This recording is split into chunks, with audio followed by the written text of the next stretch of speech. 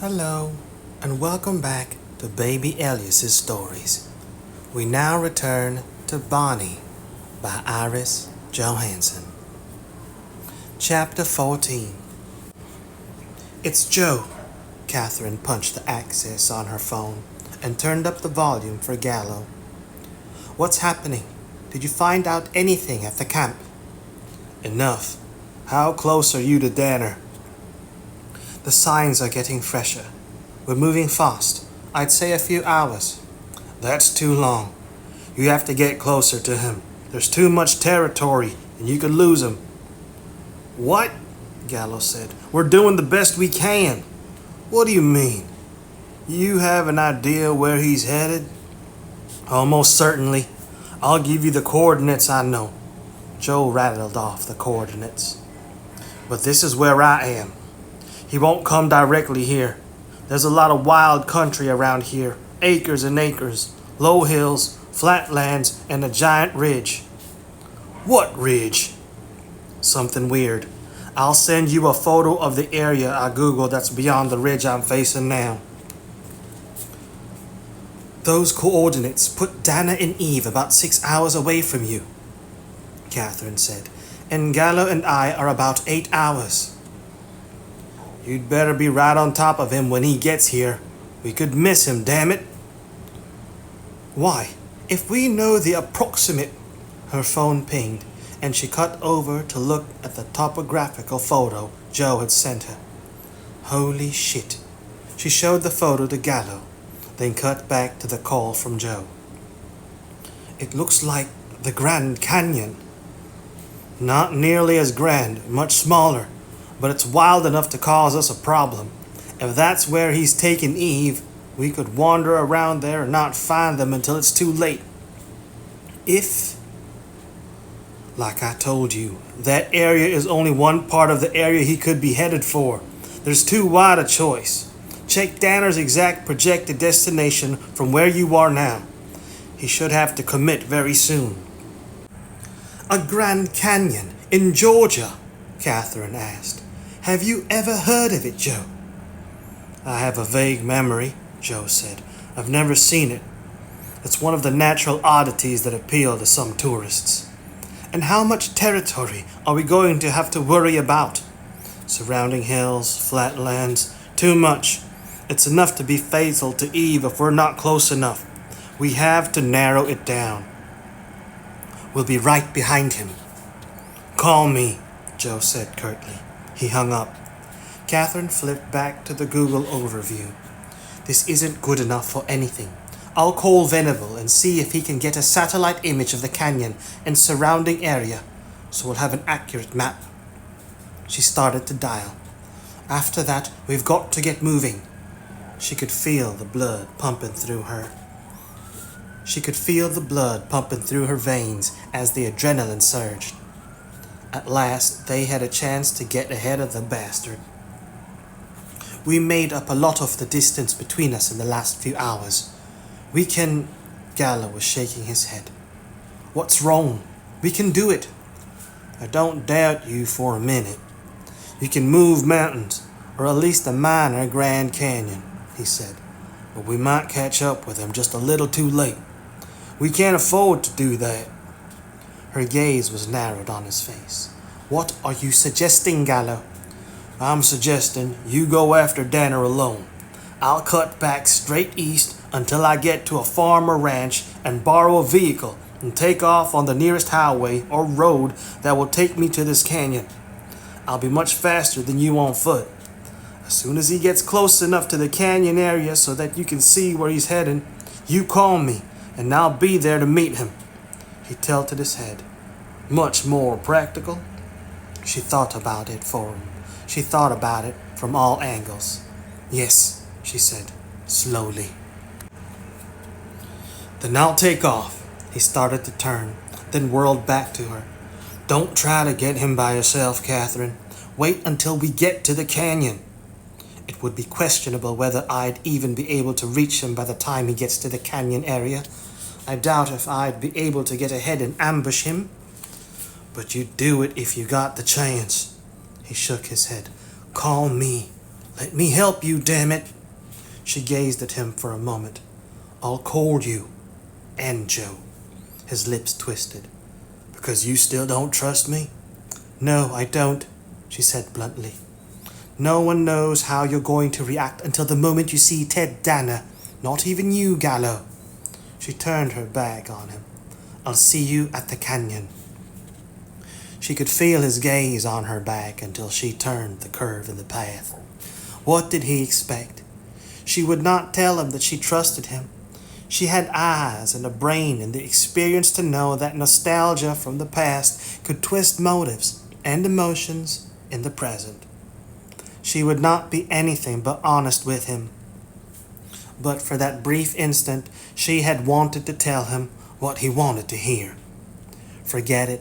That impulse might have been okay coming from another woman. Not her.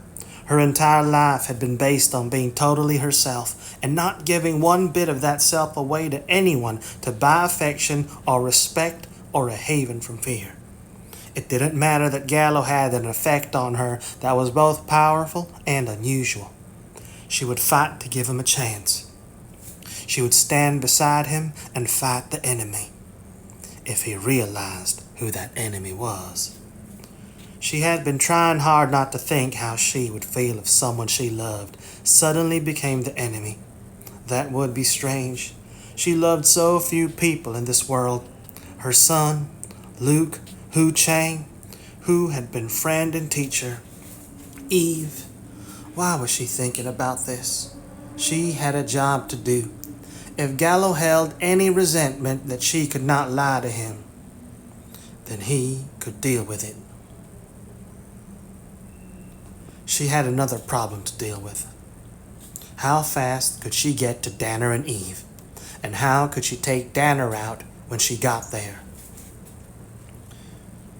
Danner was growing tenser, edgier with every mile that passed, and Eve could see that the tension was having an effect on his finely balanced stability. He had not reached for his knife again, but she had seen him staring at her with frustration and impatience. He wanted this over. Well, so did she, but she could not chance Danner's ending it without her finding Bonnie. What if he changed his mind and decided that Eve's death didn't necessarily have to take place at the site he had chosen? He had been close to that decision only a short time ago. She had been able to distract him then, but she couldn't be sure of doing it again by confronting him. She had to change tactics and try to get help on board. Focus. She had to get Danner to focus on his original plan and reinforce it. She turned to face him. You said we were close. Were you lying to me? We're close. He raised his head, staring at the top of the trees. I can feel the chill. Chill? You're afraid? She grimaced. Oh yes, your demons. You take me to my daughter, and I'll protect you, Danner. You won't be able to do that. He meant because she'd be dead. She felt the chill herself. Ignore it. Get him to focus. How close are we? An hour, maybe 2? She moistened her lips. And then you'll kill me? He didn't answer. Why are you waiting? Why drag me all the way down the state when you could have killed me at the church in Rome? It's her place. I have to make sure that she knows I'm giving her what she wants. She was silent. Yes, that would be important. You're going through all this trouble, and you don't even know if it's what she wants.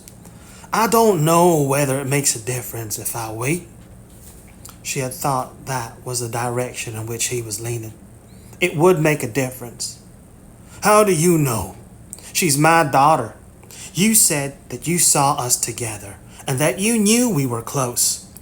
Wouldn't I know her better than anyone? She paused. Don't you think she's the one who needs to make the decision? He shook his head. She's already made it. She led me to the church. It's what she wants. I know it. Cross that argument out. His tone had been absolutely positive. He thought that Bonnie wanted her to leave this life and cross over to the next. Oh, Bonnie, it's an argument that I've had with you all through the years, and I could never convince you. He has it all wrong, unless you've changed your mind. I'll accept what you say, she said quietly. Perhaps you're right, because I do know that Bonnie wouldn't want me to be murdered and thrown into a ditch somewhere like you did her. He flinched as if she'd struck him. No, I didn't. You're protesting too much. Why else would you be afraid of her? She won't leave me alone. But she'll leave you alone if you kill me? Move carefully now. His eyes were glaring at her, and his hands were opening and closing at his sides. So you take me to this place and kill me to please my daughter. Am I going to be allowed to have some clergyman to bless my soul?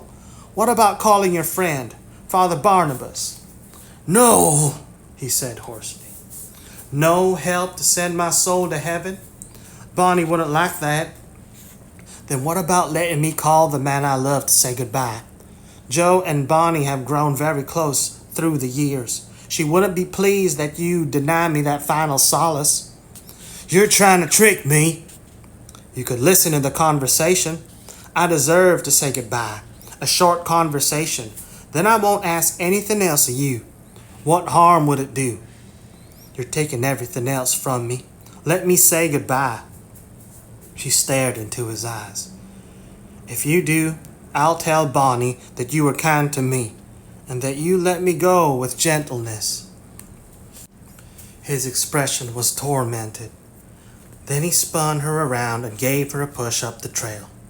No, I won't do it. Okay, no chance of communicating with Joe, but evidently she changed the focus, and Danner wasn't going to kill her on the trail. She'd take what she could get. Wait! She stopped and turned to face him. He thrust his phone into her hand. Call him. I'm listening to every word. If you try to trick me, then it's all over. Which is what he wanted anyway. She looked down at the phone. What was she going to say? Providence? It was the only clue she had to give him, and she wasn't sure that it was a valid one. And how could she? Call him, Danner said curtly. It's what you wanted. It's what you say she'd want. Why was she hesitating? She knew that Joe was searching for her though she had no idea how close or how far he was to her. She'd try to get him what information she could. If it wasn't enough to help, then she'd still get to fulfill the purpose she'd given Danner. She had no idea if she was going to survive, and to be able to say goodbye to Joe was a gift that was without price. That's right. She cleared her throat. I'm just surprised. She quickly dialed Joe's number. It rang 3 times before he picked up. Quinn. Lord, it was good to hear his voice. Joe. There was a silence. Eve, my God, where are you? I can't talk about that or he'll make me hang up. Don't ask questions. I don't want to waste our time together. She paused. We don't have much time left. What do you mean? I'll kill him. Hush. Listen to me. I have to make every word count. We've been together so long that sometimes I'm afraid that I haven't said the things that I should. There's always been Bonnie with us or between us. I didn't tell you that if you hadn't come into my life, that there would have been no life. You've been my friend, my lover, my salvation. She had to stop as her voice broke. Pay attention to what I'm saying, Joe. This is important. Fate brought us together that day when you came to my house to try to find my Bonnie. And it's fate that's tearing us apart right now. We've got to accept it. The hell we do. I'm not going to argue with you. You always do what you want anyway. But I just don't want you to go through anything more for me. I love you, Joe. Thank you for being in my life. She hung up the phone. Tears were running down her cheeks, and she wiped them away on the sleeve of her shirt. She handed the phone back to Danner.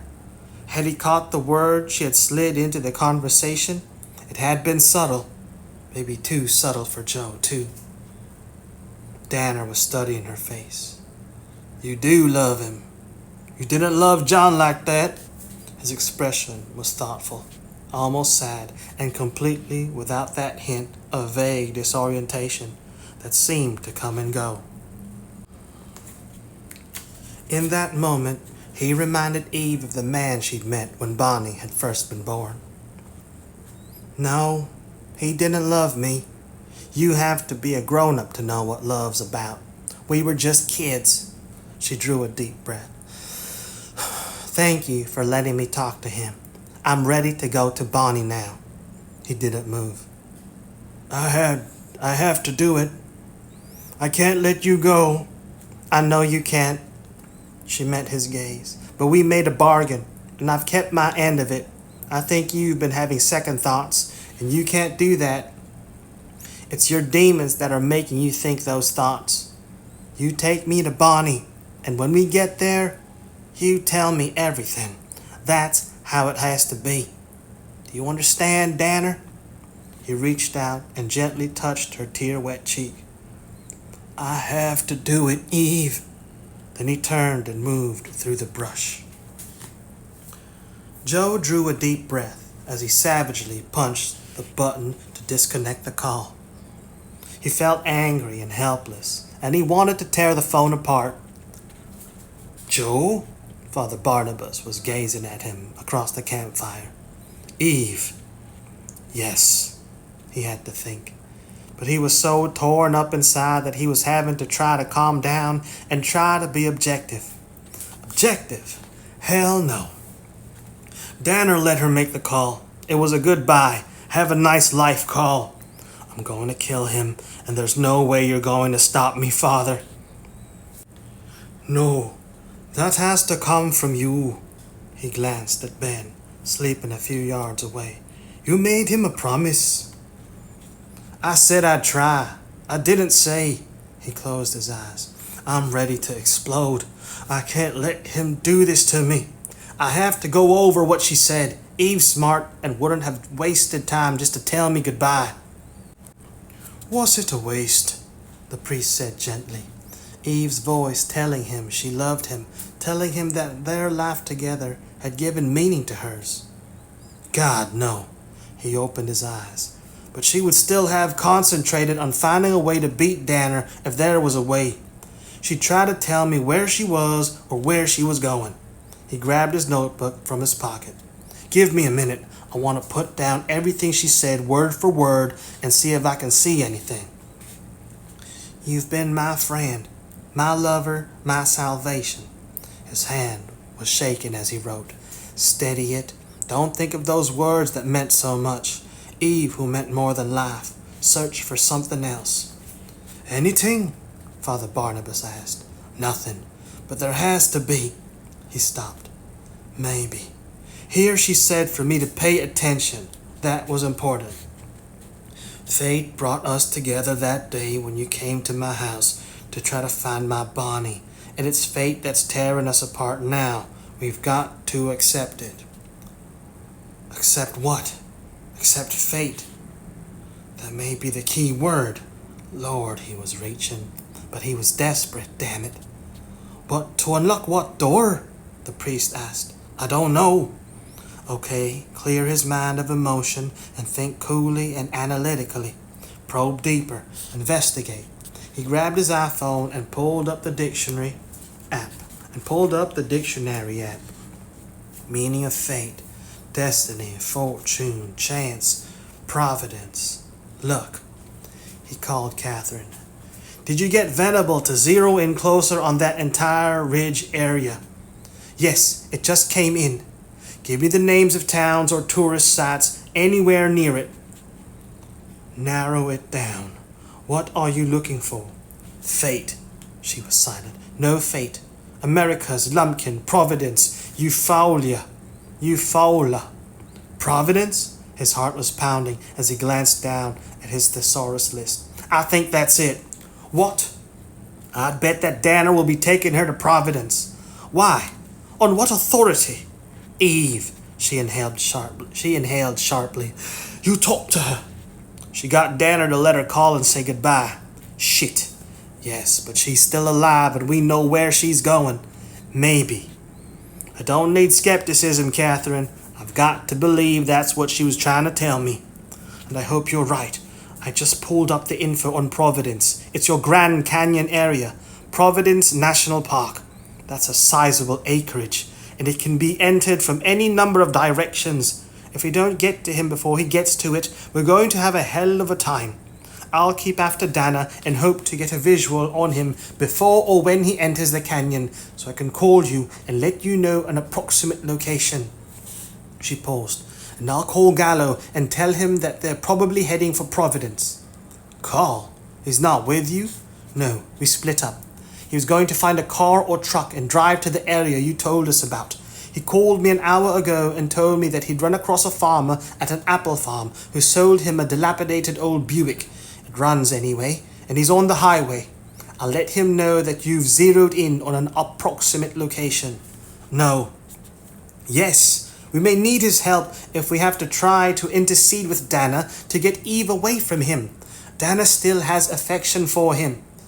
I don't need, he muttered a curse. He was being stubborn. He should take any help he could get. Do what you like. I will, she hung up. She helped you? Father Barnabas's gaze was on his face. But you're not pleased. I'll be pleased, he sat back on his heels. When I get in a position where I can control her. Catherine is used to running the show. The priest's lips curved in a faint smile. And you're not. But it's my show. Eve is mine. He got to his feet, went to the edge of the hill, and gazed out at the ridge. The moon was high and casting a glow over the trees and rocks. The area beyond the ridge still appeared dark and mysterious. But he finally knew what lay beyond it. Wildness, steep rocks, and a canyon that shouldn't have been there. A terrain Joe knew nothing about, across which he'd have to follow or ambush Danner, who was probably familiar with every inch of the canyon. 6 hours. That will make it about dawn when Danner gets here. What are you planning? Going down this hill, he made a face. I should say sliding down this hill and making my way to Providence. I'll reconnoiter the area, then camp out with my binoculars and wait until he shows up. I'll go with you. Joe turned to where Ben had raised himself on one elbow. He did not know when the boy had awakened, but he was staring gravely at Joe. I have to go. No, you don't, Joe said roughly. The last thing I want is to have to take care of you, Ben. You stay here with Father Barnabas. Ben was shaking his head. There's something for me to do. I have to go. He sat up and began to put out the fire. I have to be with you when you find them. And Joe might have to kill Danner in front of the kid. What kind of guilt trip would that lay on Ben for bringing Joe here? It's okay. Ben was looking at Joe with a gentle smile. Stop worrying about me, Joe. It's going to work out as it should for me. Joe felt a sudden chill. The kid was comforting him, yet he felt, let him go, Father Barnabas said quietly. You can't stop Ben, and I'll take responsibility for him. I suppose that means you're going too, Joe said jerkily. Well, you're right. I can't stop you, but stay out of my way. He turned and strode toward the path leading down the hill. He suddenly whirled back to where Ben was putting out the last of the embers. Did you sleep well? The radiant smile that Joe found so like Bonnie's lit the boy's face. Yes, Joe. But that was all he was going to say. Joe realized with frustration and that same flicker of fear. He turned and started down the hill. That's good, Ben.